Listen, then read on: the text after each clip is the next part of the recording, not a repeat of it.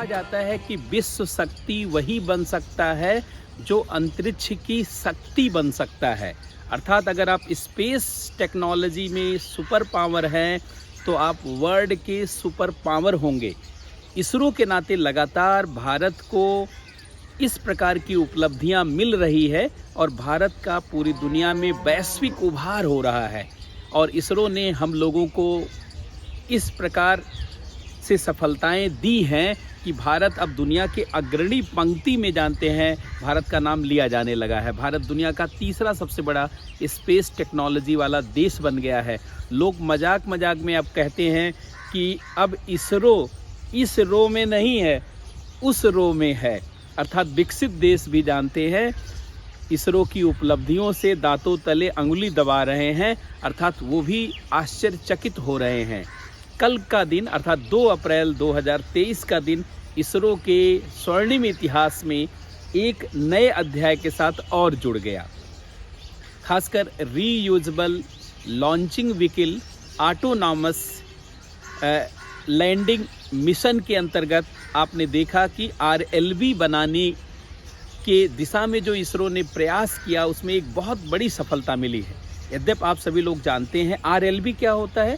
Reusable launching vehicle ऐसा rocket होता है जो अंतरिक्ष में जाता है और अपने मिशन को पूरा करने के बाद लौट करके वापस चला आता है। अभी तक भारत ने जितने भी रॉकेट बनाए हैं, जैसे SLV, ASLV, PSLV, GSLV, वो सभी अंतरिक्ष में सैटेलाइट को छोड़ते छोड़ते समाप्त हो जाते हैं। लेकिन RLV ऐसा रॉकेट नहीं होगा। ये अंतरिक्ष में उपग्रहों को छोड़ने के बाद वापस आएगा और वापस आएगा तो दोबारा इसका रीयूज होगा, इसलिए इसका नाम रीयूजेबल लॉन्चिंग व्हीकल रखा गया है। आप जानते हैं अंतरिक्ष में जितने भी मिशन हम लोग चलाते हैं, अभियान चलाते हैं, उस अभियान में 70% खर्च रॉकेट पर ही होता है और 30% खर्च जानते बाकी मिशन के चीज़ों पर होता है। और रॉकेट एक ही बार में ख़राब हो जाता है, PSLV, GSLV, तो इससे जानते हैं अंतरिक्ष के कार्यक्रम की लागत बढ़ती है। जब हम RLV बना लेंगे तो हमारे स्पेस मिशन की लागत और घट जाएगी। वैसे भी भारत के अंतरिक्ष कार्यक्रमों की लागत बहुत कम है। भारत लो कॉस्ट मिशन के लिए पूरी दुनिया में जाना जाता है। हम लोगों ने मात्र 450 करोड़ में मंगलयान अभियान को, अर्थात मंगल पर मंगलयान 1 जो है कार्यक्रम को भेजने में सफल रहे, जिसमें ऑटो से कम किराया लगा। पूरी दुनिया के लिए बड़ी आश्चर्यचकित होने वाली बात रही। लेकिन RLV के बन जाने के बाद भारत से दुनिया की कोई भी एजेंसी टक्कर ही नहीं कर पाएगी। आप जानते होंगे पहले अमेरिका, ब्रिटेन, यूरोप के देशों का दबदबा था इस क्षेत्र में और वो सैटेलाइट लॉन्च करते थे। लेकिन जब इसरो ने लॉन्चिंग शुरू की तो हमारी कम कीमत होने के नाते और अच्छी गुणवत्ता होने के नाते पूरी दुनिया के देश हमारी तरफ आकर्षित हुए और अपना सैटेलाइट भारत से ही अब लॉन्च करवाते हैं। आपने देखा होगा कि अमेरिका जैसा देश, जिसके पास कॉलोनियल माइंडसेट था कि नहीं भाई हम अपने अभियान स्वयं चलाएंगे, लेकिन उसको भी लगा कि इसरो की सहायता लेनी पड़ेगी। क्यों? क्योंकि इसरो जिस कॉस्ट पे सैटेलाइट को लॉन्च करता है वो अमेरिकी कॉस्ट से 25 से 30 गुना कम है। अब या तो आप उतनी ज़्यादा कॉस्ट दे करके स्वयं से छोड़िए, या आज का दौर इकोनॉमी का दौर है जिसमें कॉस्ट कट करने के लिए आप जानते हैं सहयोग लीजिए। तो बार बार जब उपग्रहों को एक ही रॉकेट से छोड़ने की क्षमता होगी तो न केवल हमारी लागत घटेगी बल्कि अंतरिक्ष में पर्यटन का दौर शुरू होगा, अंतरिक्ष में परिवहन का दौर शुरू होगा, दूसरे ग्रहों पर आना जाना संभव होगा, अंतरिक्ष में हम स्पेस स्टेशन बना पाएंगे। भारत ने प्लान किया है कि 2030 तक भारत अपना अंतरिक्ष में स्पेस स्टेशन बनाएगा। अगर RLV नहीं होगा, जाने आने की क्षमता नहीं होगी, तो आप स्पेस स्टेशन कैसे बनाएंगे? भारत मानव अंतरिक्ष अभियान पर लगा हुआ है, गगनयान मिशन पर। तो गगनयान में तो हम लोग जा रहे हैं और आते समय पानी में आ रहे हैं। क्यों पानी में आ रहे हैं? क्योंकि हमारे पास लैंडिंग की क्षमता नहीं थी। लेकिन कल का दिन बड़ा खूबसूरत दिन था और बहुत ऐतिहासिक और स्वर्णिम दिन। क्यों?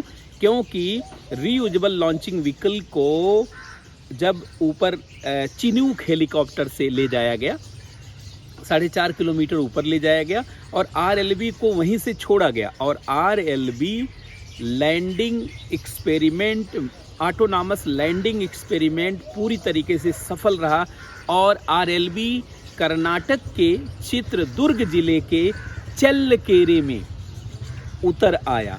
आप जानते हैं भारत में एयरपोर्ट तो बहुत सारे हैं। आपने दिल्ली का एयरपोर्ट देखा होगा, इंदिरा गांधी एयरपोर्ट है। जयपुर में आप देखिए एयरपोर्ट है कि नहीं, सांगानेर है वहाँ पे। आप देखिए भोपाल में है, इंदौर में है, पटना में है, रांची में है, सब जगह एयरपोर्ट है, मुंबई में, चेन्नई में, कोलकाता। लेकिन भारत में क्या आपने सुना है स्पेस पोर्ट, जहाँ अंतरिक्ष से आना जाना संभव होगा? हाँ, वो जगह है चल्लकेरे। चल्लकेरे कर्नाटक के चित्रदुर्ग जिले में चल्लकेरे है और भारत वहीं पर अपना स्पेस पोर्ट बना रहा है। चल्लकेरे को साइंस सिटी के नाम से जाना जाता है, आयल सिटी भी कहलाता है। बहुत ज़्यादा आयल का उत्पादन होता है चल्लकेरे, एग्जाम में पूछा जा सकता है। चल्लकेरे में भारत स्पेस पोर्ट बना रहा है और स्पेस पोर्ट का एक सेगमेंट तैयार हो गया है। उसी स्पेस पोर्ट पर जो है RLV जो है लैंडिंग, ऑटोनॉमस लैंडिंग एक्सपेरिमेंट को उतारा गया। उसको एयरपोर्ट पे नहीं उतारा गया। कई पेपरों ने लिखा है कि चित्रदुर्ग जिले के वायुसेना के एयरपोर्ट पर उतारा गया, ऐसा नहीं है। चित्रदुर्ग जिले के स्पेस पोर्ट पर उतारा गया और चल्लकेरे स्पेस पोर्ट के रूप में भारत का पहला स्पेस पोर्ट चल्लकेरे है। और भारत सरकार ने बहुत ज़्यादा लागत से वहाँ पर काम शुरू किया है ताकि भविष्य में जब अंतरिक्ष में जाना हो और वापस लौट कर आना हो तो हम जाएंगे तो श्रीहरिकोटा के माध्यम से। अंतरिक्ष में जाएंगे कैसे? श्रीहरिकोटा के लॉन्चिंग जानते पैड से। और लेकिन वापस कहाँ आएंगे? चल्लकेरे। तो दो चीज़ याद कर लीजिए, श्रीहरिकोटा से अंतरिक्ष में जाएंगे, चल्लकेरे पर लौट कर आएंगे। श्रीहरिकोटा हमारा लॉन्चिंग स्टेशन है, लॉन्चिंग पैड है और चल्लकेरे हमारा लैंडिंग पोर्ट है, लैंडिंग स्पेस पोर्ट है। तो अच्छा, अब RLV के लिए हम लोग ऐसा नहीं कि अभी जल्दी प्रयास शुरू किया। RLV के लिए हम लोगों ने वास्तव में 2007 से ही प्रयास शुरू किया, जब भारत की सरकार की अनुमति से इसरो ने सैटेलाइट रिकवरी एक्सपेरिमेंट 1 10 जनवरी 2007 का दिन मुझे याद है। उस दिन जानते हैं SRE फर्स्ट को अंतरिक्ष में भेजा गया और फिर जानते हैं उसको 12 दिनों के बाद 22 जनवरी 2007 को उतार कर लाया गया और बंगाल की खाड़ी में गिराया गया। क्यों? क्योंकि पहले चल्लकेरे नहीं था, चित्रदुर्ग जिले वाला।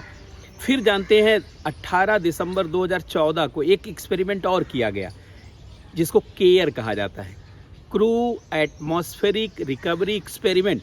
उसमें हम लोगों ने केयर को वायुमंडल में भेजा और वहाँ से उतार के लाके बंगाल की खाड़ी में गिरा दिया। फिर वहाँ से तैरते तैरते वो विशाखापट्टनम बंदरगाह पे आया और वहाँ से जानते हैं उसको उठा करके श्रीहरिकोटा लाया गया। फिर तीसरा एक्सपेरिमेंट हुआ 23 मई 2016 को और उसका नाम दिया गया RLV-TD reusable launching vehicle technology demonstrator. और वो पूरी तरीके से, लेकिन उसमें भी बंगाल की खाड़ी में गिराया गया। ये कल वाला जो घटना है ये बहुत महत्वपूर्ण है क्योंकि पहली बार RLV का लैंडिंग एक्सपेरिमेंट हुआ है। ये लैंड रिकवरी का मिशन था कल का। वायुसेना के चिनूक हेलीकॉप्टरों ने उड़ान भरी, बहुत ताकतवर है चिनूक हेलीकॉप्टरों ने उड़ान भरी और 4.5 किलोमीटर 4.5 किलोमीटर अंतरिक्ष में जा करके वहाँ से RLV को उन्होंने छोड़ा। RLV बहुत भारी जानते हैं रॉकेट है। वहाँ से वो सीधे लैंड किया और पहली बार देखा गया कि लैंडिंग पूरी तरीके से सफल रही। आप जानते हैं जब हवाई जहाज को उतारा जाता है ज़मीन पर तो बहुत प्रेशर होता है, ज़मीन धंस सकती है। इसलिए एयरपोर्ट बनाते समय बहुत गहरे 100 मीटर तक जानते खुदाई होती है, फिर उसका फाउंडेशन बनता है ताकि धंसे ना ज़मीन। और जो सेना का जानते हैं एयरपोर्ट होता है वो और अच्छा बनता है। क्यों? क्योंकि सेना के लड़ाकू विमान बहुत तेज स्पीड से भाई सेना के लड़ाकू विमानों की स्पीड होती है 1800 से लेकर 2700 किलोमीटर प्रति घंटा। और जिस विमान से हम लोग आते जाते हैं, दूरियां नापते हैं एक शहर से दूसरे शहर, वो मात्र जानते हैं 500 से लेकर 900 किलोमीटर प्रति घंटा। तो उनकी स्पीड और प्रेशर कम होता है। और जो लड़ाकू विमान कम्बैट एयरक्राफ्ट उनकी स्पीड ज़्यादा। लेकिन जानते हैं आप रॉकेट की स्पीड क्या होती है? 25,000 किलोमीटर प्रति घंटा। जब इतनी स्पीड से कोई चीज़ आएगी तो प्रेशर और पड़ेगा। तो ऐसे में स्पेस पोर्ट की क्षमता और ज़्यादा होती है। और चल्लकेरे चित्रदुर्ग जिले में जो बनाया जा रहा है, उसका एक सेगमेंट तैयार भी हो गया। उसमें बहुत ज़्यादा क्षमता है और कल आरएलवी जैसे उतरा बहुत सेफ और कहीं कोई दिक्कत नहीं हुई और घोषणा हो गई कि भारत अब आरएलवी बनाने में सक्षम हो गया। तो इसरो की यह उपलब्धि जानते हम सभी भारतीयों के लिए गर्व की बात है।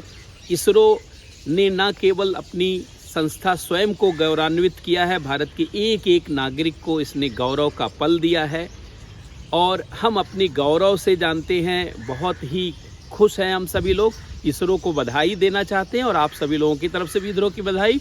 आज के संवाद श्रृंखला में हम लोगों ने इसीलिए इस टॉपिक को चुना, इस टॉपिक को विशेष रूप से ध्यान देंगे। अब देखिए क्या इम्पॉर्टेंट हो गया है, जैसे आरएलवी पूछा जा सकता है, आरएलवी क्या है, आरएलवी मिशन का इम्पोर्टेंस क्या है, भारत का नेक्स्ट स्पेस लैब बनाने, आगे स्पेस लैब बनाने की क्या योजना है, आरएलवी की शुरुआत हमने 2007 में कैसे SRE फर्स्ट से की, कब क्या किया, आरएलवी TD 23 मई 2016 को जब एक्सपेरिमेंट किया वो क्या था। ऐसे कई सारे सवाल जानते इस पे बन सकते हैं और इस विषय पर जो है क्वेश्चन पूछा जा सकता है।